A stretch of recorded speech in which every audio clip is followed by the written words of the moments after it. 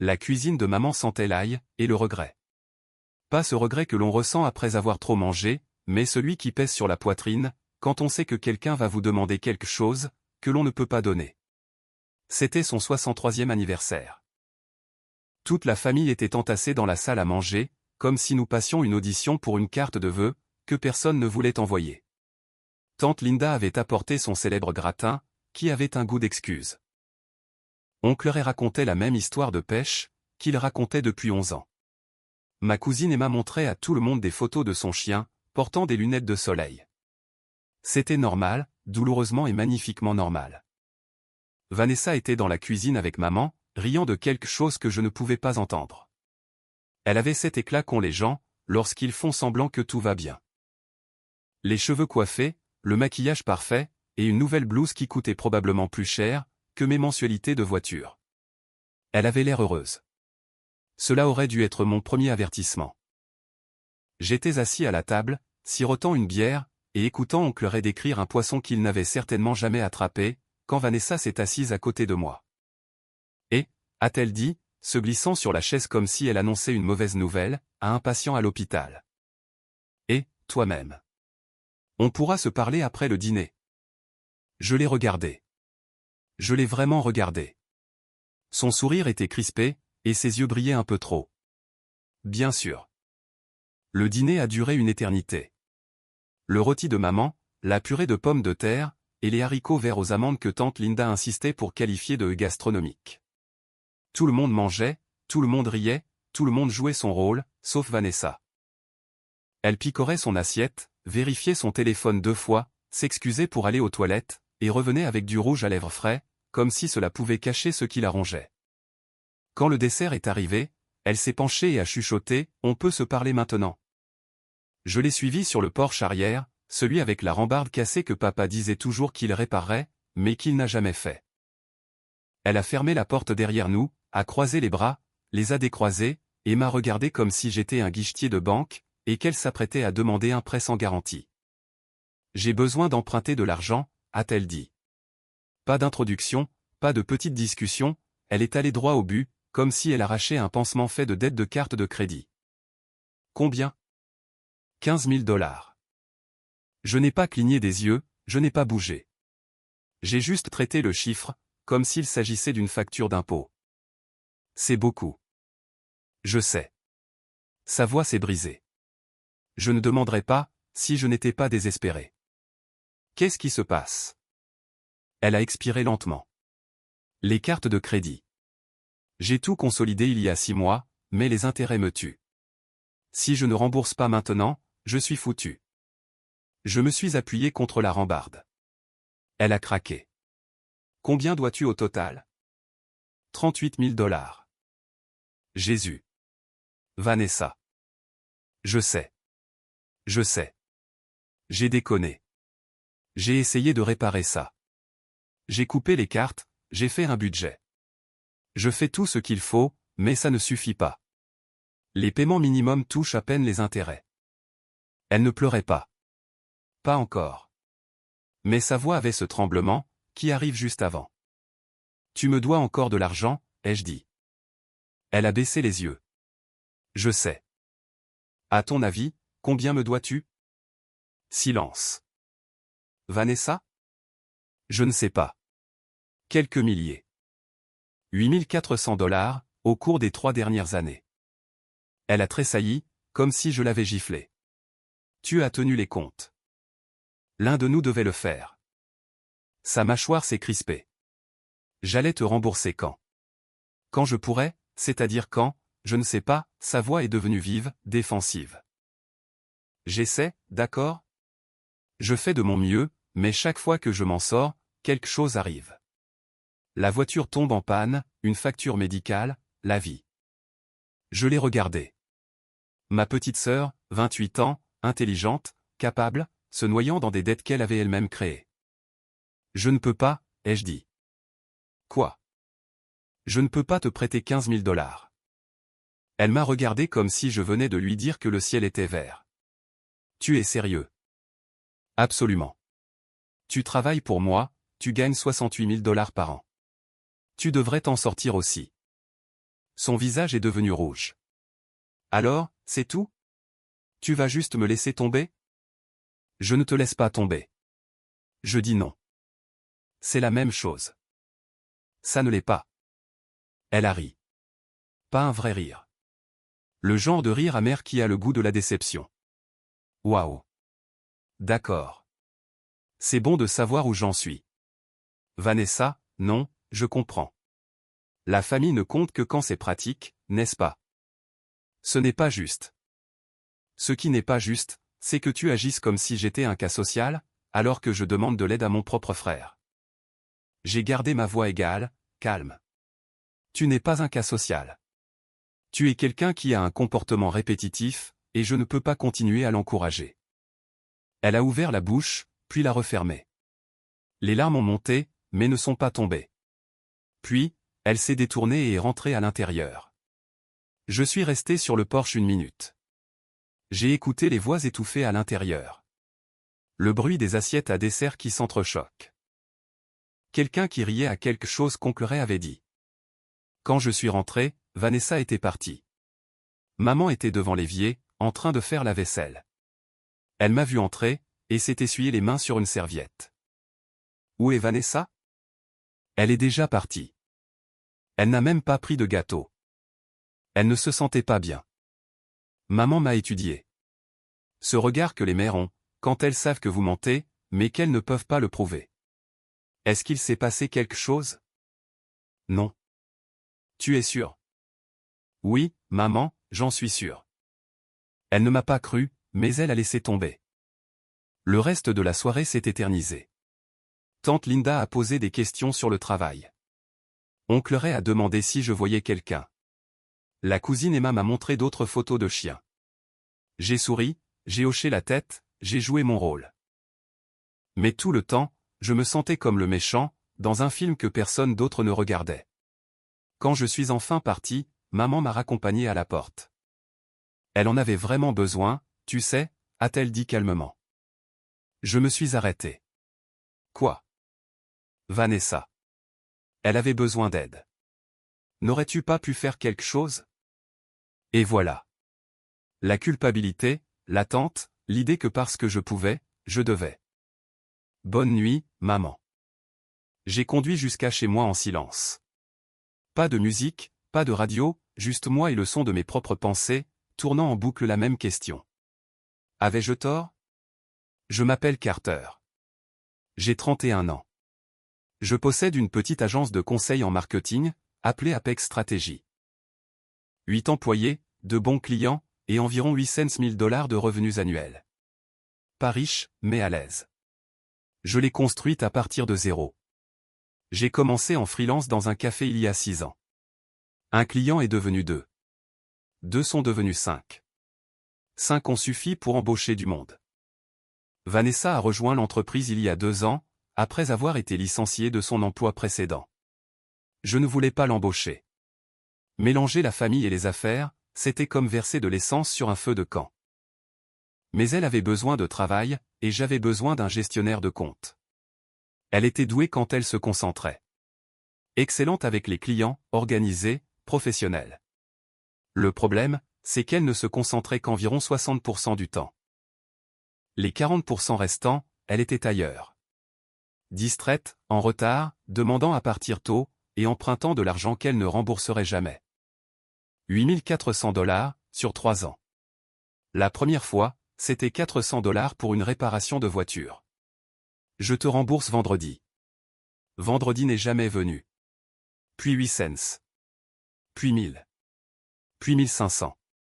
Chaque fois avec une histoire. Chaque fois avec une promesse. Chaque fois avec rien d'autre que du silence, quand la date d'échéance passait. Je n'ai jamais insisté. Je n'ai jamais rendu cela gênant. J'ai juste absorbé la perte, et j'ai continué. Parce que c'est ce que l'on fait avec la famille, non? On aide, on pardonne, on ne compte pas les points. Sauf que ce soir, j'ai compté les points. Et elle n'a pas aimé le total. Je suis arrivé dans mon allée vers 22 heures. Une petite maison, 2 chambres, un quartier calme, rien d'extraordinaire. La Lexus était garée dans l'allée. Blanc perle, 3 ans d'âge. Entièrement payé.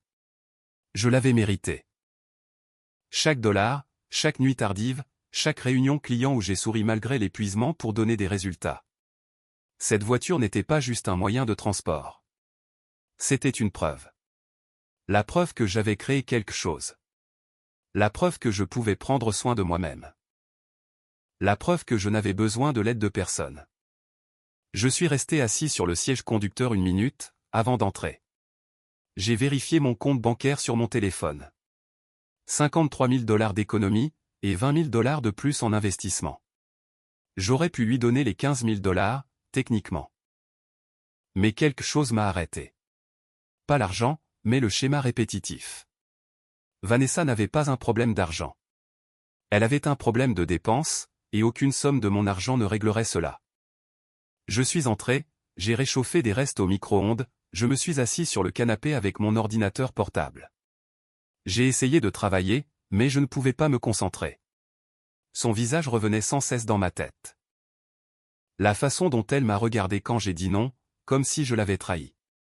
Peut-être que je l'avais fait. Peut-être que j'étais le sale type. J'ai vérifié mon téléphone. Aucun SMS, aucun appel. C'était bien. Enfin, c'était censé l'être, mais je ne me sentais pas bien. Le lendemain matin, je suis arrivé au bureau tôt. 6h45.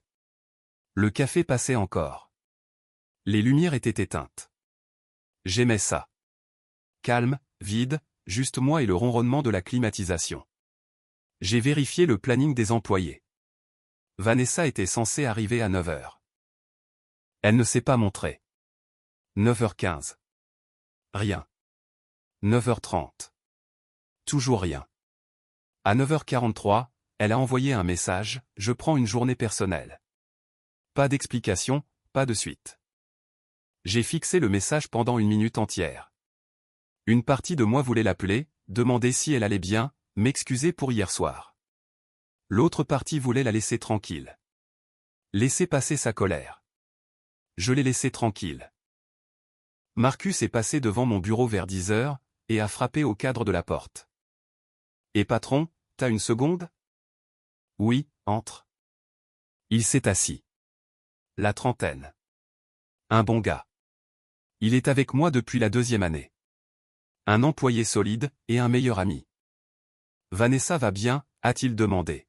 « Pourquoi ? » Elle m'a parlé hier. Elle semblait assez stressée. J'ai gardé un visage neutre. Elle a dit pourquoi. Pas vraiment. Juste qu'elle gérait des trucs personnels. Je lui ai dit que si elle avait besoin de quoi que ce soit, qu'elle me le dise. Bien sûr qu'elle l'avait fait. Vanessa était douée pour ça. Planter des graines, susciter de la sympathie, s'assurer que les gens sachent qu'elle luttait sans jamais demander d'aide directement. C'était stratégique, intentionnel, et ça marchait. Elle va bien, ai-je dit. Elle prend juste une journée. Marcus a hoché la tête. Cool. Je voulais juste vérifier. Il est parti. Je suis resté assis là, à fixer mon écran d'ordinateur. Le bureau semblait différent, comme si tout le monde savait que quelque chose s'était passé, mais que personne ne voulait le dire. À l'heure du déjeuner, j'avais entendu le nom de Vanessa mentionné 3 fois. Une fois dans la salle de repos, une fois près de l'imprimante, et une fois dans une conversation de couloir que je n'étais pas censé entendre. Elle était en train de gagner, de construire un récit, se positionnant comme la victime, et faisant de moi le méchant frère qui n'aiderait pas sa famille. Et je ne pouvais rien y faire, sans avoir l'air encore pire. J'ai travaillé tard, je suis resté jusqu'à 19h. Quand je suis rentré chez moi, il y avait un colis sur le pas de ma porte. Le reçu de livraison indiquait qu'il était arrivé à 16h. J'ai ouvert la porte, posé mes clés sur le comptoir, et ramassé le colis. Ce n'était pas un colis. Des fleurs. Des lys blancs dans un vase transparent, avec une petite carte attachée. Je l'ai ouverte. De la part de Vanessa. Désolé d'être un fardeau.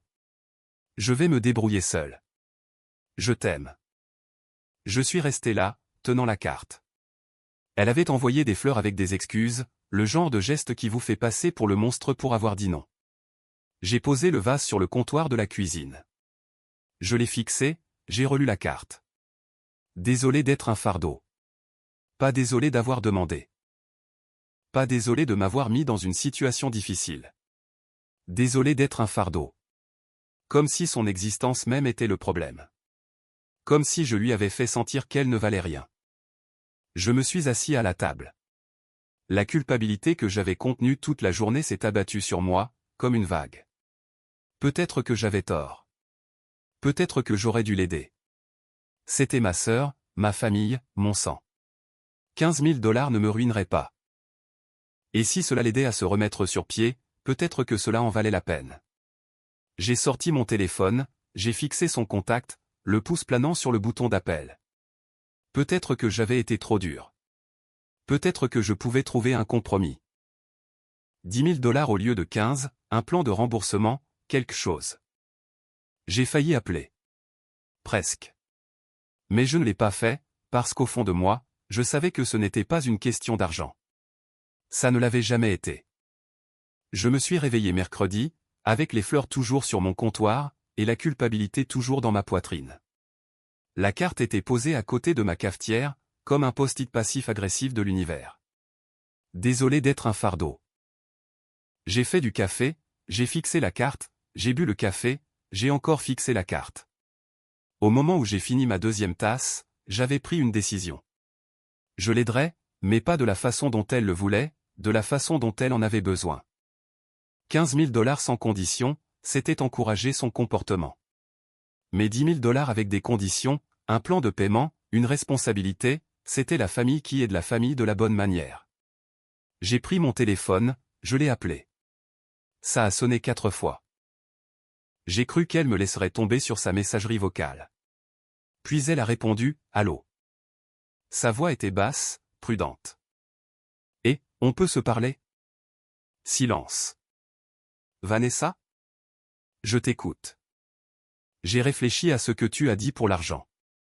Et j'ai pris une inspiration. Je veux t'aider, mais j'ai besoin que nous fassions cela différemment. Qu'est-ce que tu veux dire ? On peut se voir pour un café cet après-midi ? Autre pause. Tu es sérieux ? Oui, je suis sérieux. Sa voix a changé. Plus légère, pleine d'espoir. D'accord. Oui. Où ? À cet endroit sur la 5e. Celui qui a les bonnes pâtisseries. 14 heures. 14 heures. Merci, a-t-elle dit. Et pour la première fois depuis des jours, elle ressemblait à nouveau à ma sœur. Vraiment. Merci. Nous avons raccroché. Je suis resté assis là, ressentant quelque chose que je n'avais pas ressenti depuis dimanche soir. De l'espoir. Peut-être que cela pourrait marcher. Peut-être que j'avais été trop rigide. Peut-être que le compromis était la réponse. Je suis arrivé au café à 13h58. Vanessa était déjà là. Elle était assise à une table d'angle, en jean et en pull, les cheveux attachés, sans maquillage. Elle avait l'air fatiguée. Vraiment fatiguée. Pas fatiguée pour Instagram. Je me suis assis en face d'elle. Et elle a souri. Un petit sourire sincère. Merci d'avoir appelé. Ouais. Le barista est venu. Nous avons commandé. Vanessa a pris un latte. J'ai pris un café noir, parce que je suis ennuyeux et que ça me va très bien. Quand le barista est parti, Vanessa s'est penchée en avant. Je suis désolée pour dimanche, a-t-elle dit. Je n'aurais pas dû te mettre au pied du mur comme ça. Ce n'était pas juste. C'est bon. Non, ça ne l'est pas. J'étais dans une spirale. La dette, le stress, tout. Je ne réfléchissais pas clairement. Je l'ai observée. Elle ne jouait pas la comédie. Pas de théâtralité, juste de l'épuisement. Je sais que je te dois de l'argent, a-t-elle continué. Je sais que je ne t'ai pas remboursé, et je sais que demander plus était insensé. Ce n'était pas insensé. C'était juste beaucoup. Je sais.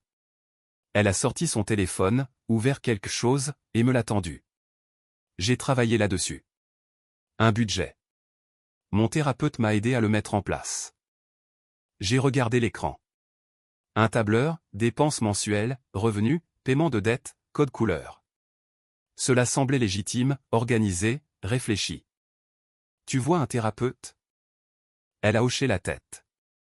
J'ai commencé il y a 2 mois, pour mes problèmes de dépenses et d'autres trucs. C'est bien. J'aurais dû le faire il y a des années. Elle a repris son téléphone. J'essaie, Carter. Vraiment. Mais les intérêts sur ces cartes me dévorent vivant. Chaque mois, je paie $500, et ça ne touche à peine le solde. Nos boissons sont arrivées. Elle a entouré le mug de ses mains, comme si c'était la seule chose chaude dans sa vie. Je ne veux plus $15 000, a-t-elle dit. J'ai cligné des yeux. Tu ne veux plus? Non, c'était trop. Je ne réfléchissais pas. J'étais en panique. Elle m'a regardé dans les yeux. Mais si tu pouvais donner $10 000, juste 10 000, je pourrais rembourser la carte avec les intérêts les plus élevés, et enfin commencer à avancer. $10 000. La moitié de ce qu'elle avait demandé. Et elle demandait moins de sa propre initiative. Cela ressemblait à une évolution. $10 000, ai-je répété. Avec un plan de paiement, un vrai. Je signerai quelque chose. Tout ce que tu veux. Je me suis appuyé contre le dossier, étudiant son visage. Elle semblait sincère. Désespérée, certes, mais sincère. D'accord. Ses yeux se sont agrandis. D'accord? $10 000. Mais on fait ça bien, compris? Je rédige un accord. Un plan de paiement. Si tu manques de paiement, le reste est dû immédiatement. Marché conclu. Et tu me rembourses avant de payer n'importe qui d'autre, y compris les cartes de crédit. Elle a hésité, puis a hoché la tête. D'accord. J'ai sorti mon téléphone, ouvert mon application bancaire. Je fais le virement maintenant. Maintenant? Maintenant. Avant que je ne change d'avis. Elle a ri. Un vrai rire. Le genre que je n'avais pas entendu d'elle depuis des années. J'ai transféré $10 000. J'ai cliqué sur confirmer. Le solde a chuté. Son téléphone a vibré. Elle l'a regardé, puis m'a regardé. Merci. Sa voix s'est brisée. Je le pense vraiment. Merci. Elle s'est levée, a contourné la table et m'a serré dans ses bras. C'était gênant. Nous n'étions pas vraiment du genre à nous faire des câlins, mais ça semblait juste. Tu es le meilleur frère du monde, a-t-elle chuchoté. Nous nous sommes rassis, avons fini notre café, parlé de choses insignifiantes, le travail, l'anniversaire de maman, le gratin de tante Linda, des trucs normaux. En partant, elle m'a serré dans ses bras à nouveau. Je ne te décevrai pas cette fois, a-t-elle dit. Je l'ai cru. Je suis rentré chez moi en me sentant plus léger que depuis des jours. Comme si j'avais fait le bon choix. Comme si, peut-être, la famille pouvait vraiment fonctionner si on lui donnait juste le bon type d'aide. J'ai préparé le dîner. Poulet et riz. Rien d'élégant. Vers 19h, je me suis affalé sur le canapé avec mon téléphone. J'ai fait défiler mes emails, vérifié les nouvelles, ouvert Instagram par habitude. La story de Vanessa était tout en haut. J'ai cliqué. Publié il y a 2 heures. Elle tenait des sacs de shopping, logo de créateur bien visible, debout devant une boutique où je ne pouvais même pas me permettre de passer la porte. Diapositive suivante, une assiette de nourriture, restaurant de luxe, verre de vin dans le cadre. Légende, je me fais plaisir ce soir. J'ai été tellement stressé ces derniers temps. J'ai fixé l'écran. Il y a 2 heures. 2 heures après que je lui ai donné $10 000 pour rembourser ses dettes. Elle faisait du shopping dans une boutique, et buvait du vin. J'ai rafraîchi la story, je l'ai regardée à nouveau. Peut-être que j'interprétais mal. Peut-être que ces sacs étaient de vieilles photos. Peut-être que quelqu'un d'autre l'invitait à dîner. Mais l'horodatage était clair, il y a 2 heures. J'ai posé mon téléphone, je l'ai repris, j'ai ouvert notre fil de discussion, j'ai tapé, j'ai vu ton Instagram. Qu'est-ce qui se passe? Supprimer. J'ai tapé, tu es sérieusement en train de faire du shopping là. Supprimer aussi. Je n'ai rien envoyé. Je suis juste resté assis là, le téléphone à la main, fixant sa story jusqu'à ce que l'écran s'éteigne. Cette nuit-là, j'ai à peine dormi. Je n'arrêtais pas de rejouer la scène du café. Son visage, ses mots, le budget sur le tableur. Tout cela semblait vrai, mais les sacs de shopping aussi. Je me suis levé à 6h30, j'ai fait du café, j'ai essayé de me convaincre que je réagissais de manière excessive. À 7h12, quelqu'un a frappé à ma porte. Un coup fort, urgent. J'ai ouvert. C'était Karl, mon voisin de maison plus loin. La soixantaine. Comptable à la retraite. Un gars sympa. Il faisait son jogging chaque matin à des heures impossibles. Carter, mec, je pense que tu dois voir quelque chose. Qu'est-ce qu'il y a? Ta voiture. Je l'ai suivi dehors en pantalon de pyjama et sweat à capuche. Ma Lexus était dans l'allée, ou du moins ce qu'il en restait. Tout le côté conducteur était détruit. La portière était enfoncée comme si quelqu'un y avait passé une masse. Le rétroviseur latéral pendait par des fils. Du verre partout. Le capot était plié. Pas rayé, pas cabossé. Anéanti. Jésus-Christ, ai-je chuchoté. Karl a secoué la tête. J'ai entendu un bruit vers 3h du matin. J'ai cru que c'était un accident de voiture. J'ai pensé que quelqu'un avait percuté un poteau. Je n'ai réalisé que c'était ta voiture qu'en passant devant en courant ce matin. J'en ai fait le tour lentement. Les dégâts étaient graves. Des milliers de dollars, peut-être même irrécupérables. Vous avez vu quelque chose, ai-je demandé. Non, j'ai juste entendu. J'ai sorti mon téléphone, j'ai ouvert l'application de ma caméra de surveillance, et j'ai vérifié l'allée. Mes mains tremblaient. J'ai fait défiler jusqu'à 3h du matin, j'ai cliqué sur lecture. 2h47 du matin. L'horodatage était clair. Un SUV blanc est entré dans mon allée, lentement, délibérément. Je connaissais cette voiture. C'était celle de Vanessa. Le SUV a reculé, s'est aligné avec ma Lexus, puis a fait une marche arrière brutale, droit dans le côté conducteur. L'impact a été bruyant, même sur la caméra. L'alarme de ma voiture a hurlé. Le SUV a avancé, a fait une pause, puis a reculé à nouveau, percutant une deuxième fois, plus fort. La Lexus a basculé sous la force du choc. Puis le SUV est reparti, calmement, comme si de rien n'était. Je l'ai regardé 3 fois. Karl se tenait à côté de moi. Tu as deviné qui a fait ça? Oui. Tu vas appeler les flics? J'ai fixé les images. Ma sœur détruisant délibérément ma voiture. 6 heures après que je lui ai donné 10 000 dollars. Pas encore, ai-je dit. Karl a hoché la tête. Il n'a pas insisté. Eh bien, ça craint, mec. Dis-moi si tu as besoin de quoi que ce soit. Il est reparti en courant.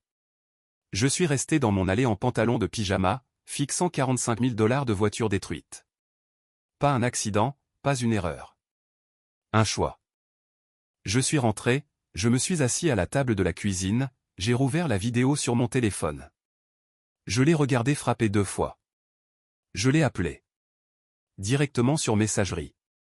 J'ai envoyé un SMS, on doit se parler maintenant. Message distribué, lu, aucune réponse. Je suis resté assis là pendant 1 heure à fixer mon téléphone, attendant qu'elle explique, qu'elle s'excuse, qu'elle dise quelque chose. Rien. À 9h30, on a frappé à la porte. J'ai ouvert. Maman. Elle se tenait sur mon porche en gilet et jean, le visage crispé, les bras croisés. On doit parler, a-t-elle dit. Oui, en effet. Elle est entrée sans attendre d'invitation, s'est arrêtée dans le salon, et s'est tournée vers moi. Qu'est-ce que tu as fait à ta sœur, bon sang? J'ai cligné des yeux. Ce que j'ai fait? Elle m'a appelé ce matin, hystérique. Elle a dit que tu lui avais crié dessus dans un café hier, que tu l'avais humiliée devant tout le monde. Quoi? Ce n'est pas. Elle a dit que tu l'avais humiliée, que tu l'avais traitée comme un déchet, et maintenant elle est dans un état lamentable. Je suis resté sans voix. Ça ne s'est pas passé comme ça, maman. Elle dit que si. On a pris un café. Je lui ai prêté 10 000 dollars. On s'est serré dans les bras. Elle m'a remercié. C'est ça qui s'est passé. Le visage de maman a vacillé. Un doute, ou peut-être juste de la confusion. Alors pourquoi est-elle si bouleversée? viens voir. J'ai sorti mon téléphone, ouvert la vidéo de surveillance, et je lui ai tendu. Regarde. Elle a regardé l'écran. J'ai lancé la lecture. Elle a vu le SUV de Vanessa percuter ma Lexus. Une fois, deux fois. Elle est devenue pâle. Oh mon Dieu. C'est ma voiture dans mon allée. Elle a fait ça à 2h47 ce matin, 6 heures après que je lui ai donné de l'argent. Maman l'a regardée à nouveau, silencieuse. Puis elle m'a rendu le téléphone. J'attendais qu'elle dise quelque chose. N'importe quoi. Des excuses? De l'indignation? Un choc? Au lieu de cela, elle a expiré lentement. Elle a été sous beaucoup de stress. J'ai failli rire. Du stress? Oui. La dette, la pression, tout. Elle ne réfléchit pas clairement. Les gens craquent quand ils sont dépassés. Elle a détruit une voiture de 45 000 $, maman. Et tu l'as humiliée. Je ne l'ai pas fait. Eh bien, elle pense que tu l'as fait. Et clairement, elle souffre. C'est un appel à l'aide. J'ai senti quelque chose de froid s'installer dans ma poitrine. Un appel à l'aide. Oui, elle a détruit ma voiture. Et je ne dis pas que c'est bien, mais tu dois comprendre qu'elle n'est pas bien en ce moment. Elle a besoin de soutien, pas de jugement. J'ai regardé ma mère. La femme qui m'avait élevé pour prendre mes responsabilités, pour faire face aux conséquences, pour assumer mes erreurs. Et elle était en train de trouver des excuses pour ça. Elle paiera les réparations, a dit maman. Je vais lui parler. On va trouver une solution.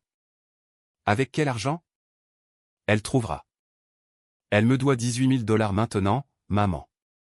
8 000 d'avant, 10 000 d'hier. Elle ne me remboursera jamais.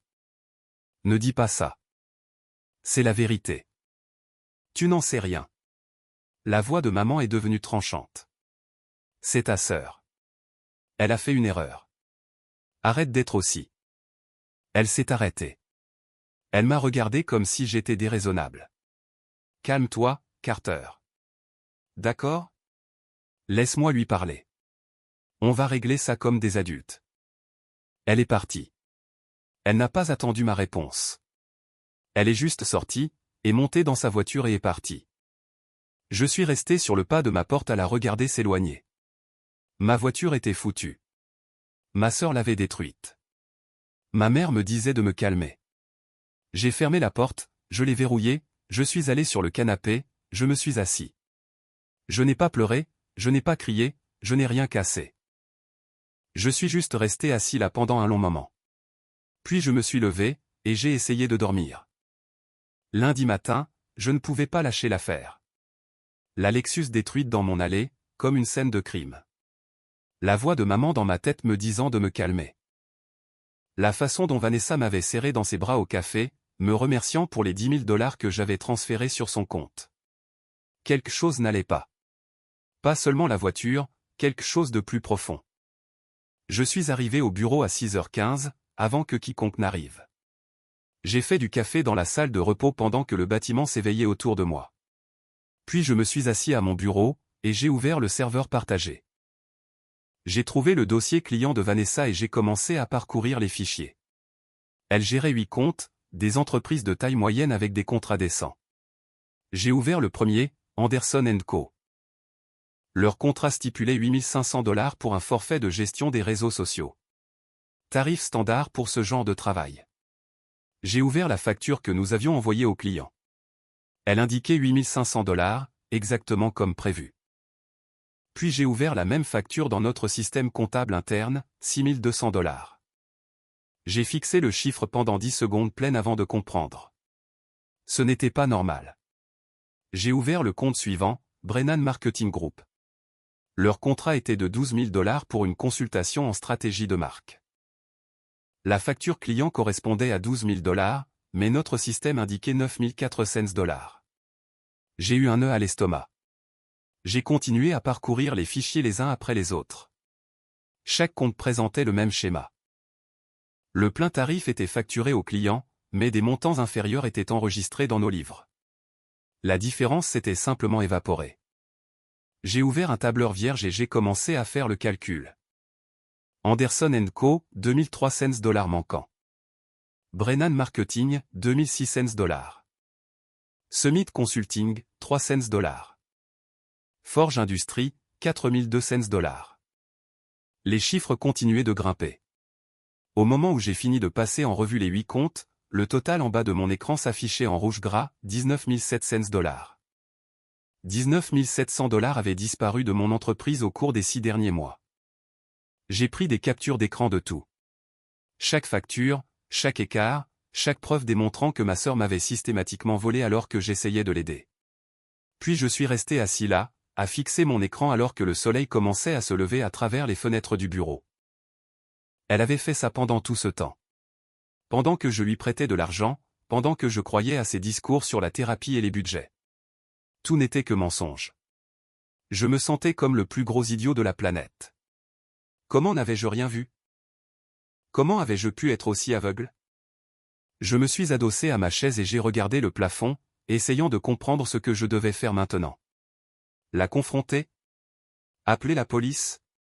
C'était ma sœur, mais elle avait volé 20 000 $ à mon entreprise. C'est à ce moment-là que j'ai entendu des pas dans le couloir. Marcus est apparu à ma porte un instant plus tard. Il m'a vu et s'est arrêté, son expression passant de décontractée à inquiète. « Tu es Lato. »« Ouais, ai-je dit. » Il a étudié mon visage un instant. « Ça va, mec? Tu es bizarre toute la semaine. »« Je gère juste des trucs de famille. » Il a hésité, puis est entré et a fermé la porte derrière lui. « Écoute, je sais que Vanessa est ta sœur, mais entre nous, quelques clients ont mentionné une certaine confusion concernant leur facturation récemment. Je ne voulais rien dire parce que, tu sais. Parce que c'est la famille, ai-je fini pour lui. » Il a hoché la tête. « Ouais, mais certaines personnes ne changent pas, peu importe le nombre de chances que tu leur donnes. » J'ai tourné mon écran vers lui et lui ai montré le tableur avec tout l'argent manquant. Son visage est devenu pâle. « Jésus-Christ, Carter. »« Ouais. Qu'est-ce que tu vas faire? » J'ai regardé les chiffres une dernière fois, puis j'ai fermé le tableur et ouvert un nouveau document. J'ai essayé d'être un frère, ai-je dit calmement. J'ai essayé d'être compréhensif. J'ai essayé de l'aider à réparer sa vie. Rien n'a marché. J'ai affiché les statuts de la société sur mon écran. Maintenant, je vais être un propriétaire d'entreprise. J'ai passé l'heure suivante à lire chaque clause de l'accord que j'avais signé lors de la création de l'entreprise il y a 3 ans. À l'époque, c'était du jargon juridique que je comprenais à peine, mais maintenant je le lisais attentivement.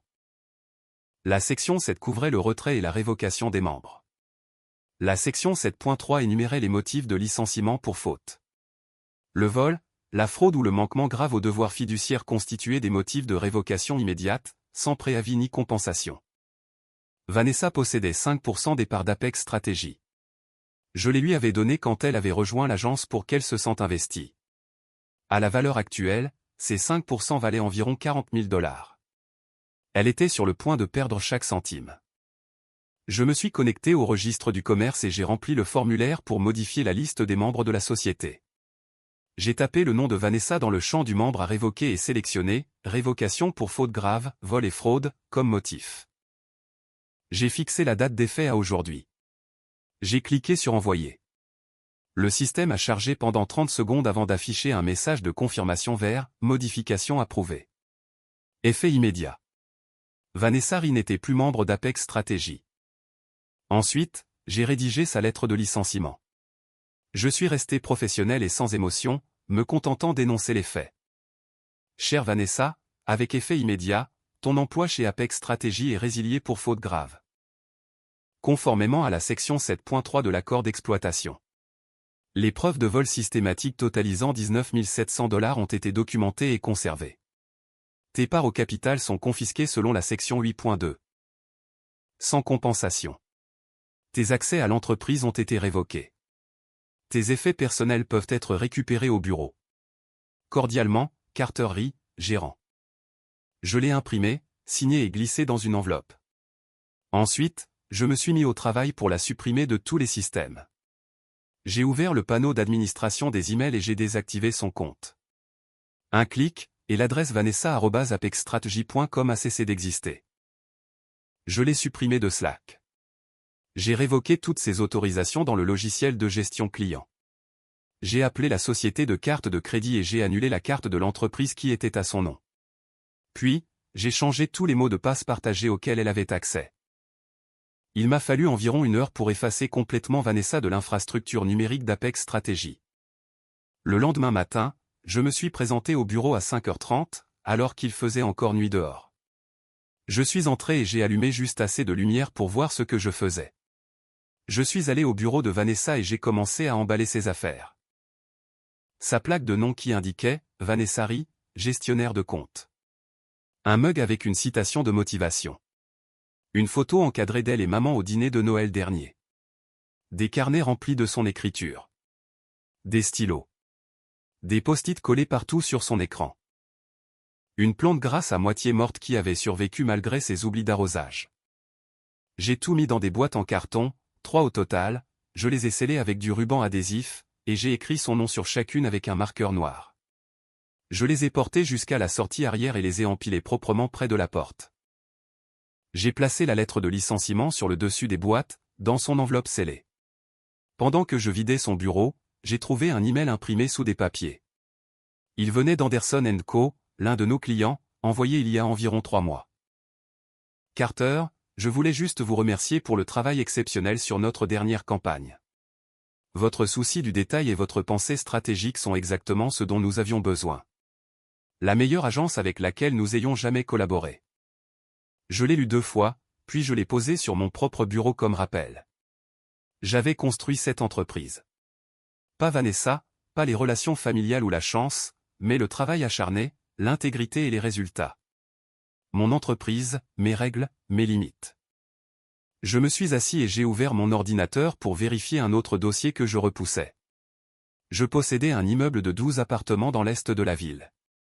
Je l'avais acheté il y a 3 ans comme investissement. La plupart des locataires étaient sérieux. Vanessa vivait dans l'appartement numéro 7. J'ai ouvert son compte de location dans le logiciel de gestion. Son loyer était de 1 850 $ par mois, ce qui était bien en dessous du prix du marché. Je lui avais accordé une remise familiale parce que c'est ce qu'on fait pour la famille, non? Sauf que son dernier paiement remontait à 63 jours. Elle me devait actuellement 3 700 $ de loyers impayés. J'ai parcouru le contrat de location jusqu'à la section sur les expulsions. Trouvé à la section 9.4, un locataire ayant plus de 60 jours d'arriérés peut faire l'objet d'une expulsion d'urgence, avec un préavis écrit de 72 heures, comme autorisé par la loi de l'État. 63 jours, elle remplissait les conditions. J'ai pris mon téléphone et appelé le gestionnaire de l'immeuble, un gars nommé Dan. Il a répondu après 3 sonneries. Carter, il est à peine 6 heures du matin. Je sais, désolé, mais je dois te parler de l'appartement 7. Il y a eu un silence. L'appartement de Vanessa? Oui, je dois lancer une expulsion d'urgence. Le silence à l'autre bout a duré plusieurs secondes. Tu es sérieux? A-t-il finalement dit. Carter, c'est ta sœur. C'est aussi une locataire avec 63 jours de retard de loyer, sans aucun signe quelconque payé. J'ai une obligation légale envers les autres locataires et la propriété. Dan a soupiré lourdement. D'accord. Quand veux-tu faire ça? Le plus vite possible. On doit d'abord afficher un préavis de 72 heures. C'est la loi. Après ça, on peut procéder. Affiche le préavis aujourd'hui. Dès que possible. Aujourd'hui? C'est. Je sais que c'est rapide, Dan, mais les conditions légales sont réunies. Je veux que ce soit fait proprement, dans les règles. Une autre longue pause. Laisse-moi passer quelques appels. Je te rappelle. Merci. Je suis resté assis là, à fixer mon téléphone. Cela arrivait vraiment. Je n'étais pas seulement en train de licencier ma sœur. Je l'expulsais aussi de son appartement. Travail, part dans la société, logement, tout allait disparaître en un seul mouvement coordonné. C'était massif, définitif, et nécessaire. Le mardi est passé lentement. Vanessa n'est pas venue au bureau. Elle n'a répondu à aucun appel, aucun message. Le silence radio total. J'ai passé la journée à réviser les documents d'expulsion envoyés par Dan. Le préavis avait été affiché sur sa porte. Une copie avait été envoyée par courrier recommandé, qu'elle avait signé le lundi après-midi. Tout était documenté. Tout était légal. Mercredi après-midi, Dan m'a appelé pour confirmer la logistique. Les déménageurs sont réservés pour 6h30 jeudi matin, a-t-il dit. Et j'ai contacté le bureau du shérif. Ils envoient un adjoint pour superviser, comme l'exige la loi pour les expulsions. Bien. Et pour le stockage? J'ai loué un box pour 30 jours au cas où elle voudrait réclamer ses affaires. Tout ce qui restera sur le trottoir après 48 heures sera jeté, conformément au bail. Parfait. Merci Dan. Écoute, pour ce que ça vaut, je suis désolé qu'on en soit arrivé là. Je n'ai pas répondu. Je l'ai juste remercié à nouveau et j'ai raccroché. Mercredi soir, je n'ai presque pas dormi. Je vérifiais sans cesse mon téléphone, l'heure, pensant à ce à quoi ressemblerait le lendemain. À 23h47, j'ai renoncé à dormir.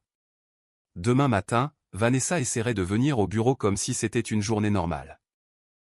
Sa carte d'accès ne fonctionnerait pas. Elle verrait les boîtes à son nom, la lettre de licenciement, les preuves de son vol. Et quand elle rentrerait chez elle pour digérer tout ça, il n'y aurait plus de chez elle. Juste ses affaires empilées sur le trottoir devant l'unité 7, avec un avis d'expulsion orange collé sur son canapé. Sa vie entière démantelée en une seule matinée. Je n'éprouvais aucune satisfaction à cette pensée. Pas de désir de vengeance. Juste de la résolution. La certitude calme que j'avais tout essayé avant, et que c'était la seule option restante. J'ai fermé les yeux et chuchoté dans la chambre noire, au lever du soleil, elle comprendra. Puis j'ai réglé mon alarme pour 5h30. Jeudi matin, je me suis réveillé à 5h15. Je me suis habillé dans le noir, j'ai fait un café que j'ai à peine goûté, et j'ai traversé la ville jusqu'à l'immeuble. Quand je suis arrivé sur le parking à 5h53, Dan était déjà là. Il avait l'air nerveux. Je t'en ai pris un, a-t-il dit en me tendant un café. J'ai pensé que tu en aurais besoin. À 6h02, un adjoint du shérif est arrivé. Un jeune homme, la fin de la vingtaine. Vous êtes Carter Ri, a-t-il demandé. C'est moi. Je suis l'adjoint Miller, je suis ici pour superviser l'expulsion. Vous avez les documents? Dan lui a tendu le dossier. L'adjoint a vérifié les dates et les signatures. À 6h18, le camion de déménagement est arrivé.